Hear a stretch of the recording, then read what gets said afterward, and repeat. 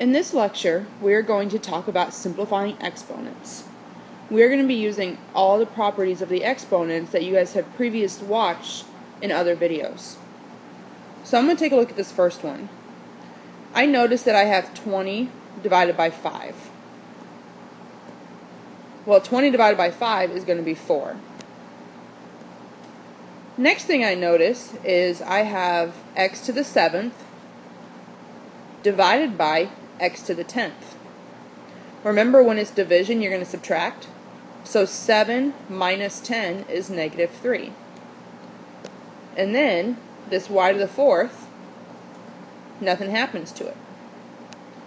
Now the last thing to notice here is that we have a negative exponent.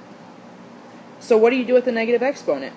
Well, right now it's on top of a fraction. So I'm actually going to bring that down to the bottom of the fraction and leave everything else on top. Now remember, when you bring it to the bottom of the fraction, that negative 3 becomes a positive 3.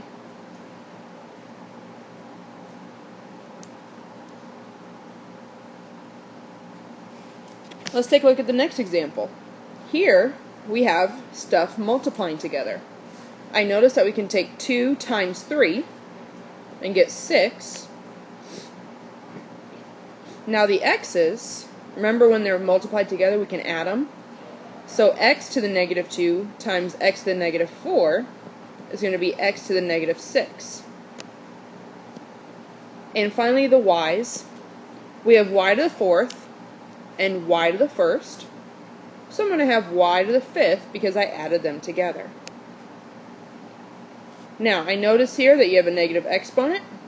So I need to take that to the bottom of the fraction. I'm going to leave everything else on top. And when I move it to the bottom, I'm going to make it a positive.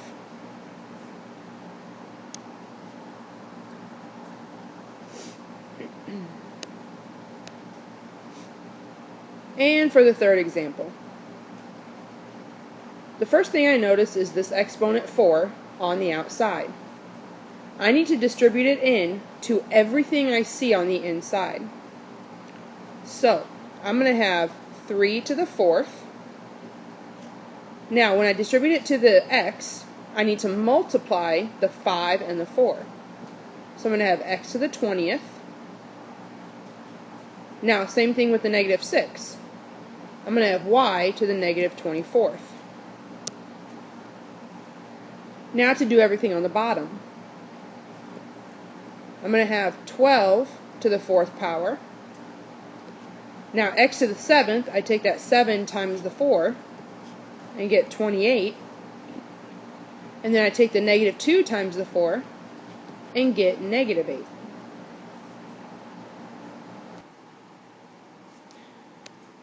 After I've distributed that 4, let's start simplifying.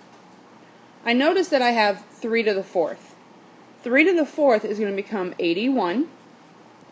And I'm just going to bring everything else down because I'm not focused on that stuff yet.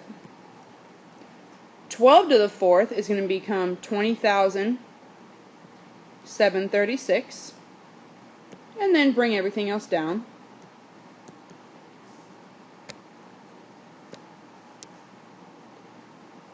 Now, I'm going to focus on the variables this time. So I'm not dealing with the 81 or the 20,736. Now, when I look at the x's, I'm going to have 20 minus 28. So I'm going to have x to the negative 8. Now, for the y's, I have negative 24 minus a negative 8. So that's going to become y to the negative 16. Now, I notice that these are negatives for the exponents, so I'm going to bring those to the bottom of my fraction. I'm going to bring them to the bottom. I make them a positive. Now, the last thing I need to do is simplify these numbers. So I have 81 and 20,736. I'm going to do trial and error here, and I know that 81 goes into 20,736. I'm going to use my calculator, and I'm going to get 256 on the bottom, x to the 8, y to the 16th, and 81 goes into 81 one time. If you need help with simplifying these numbers, please come see me.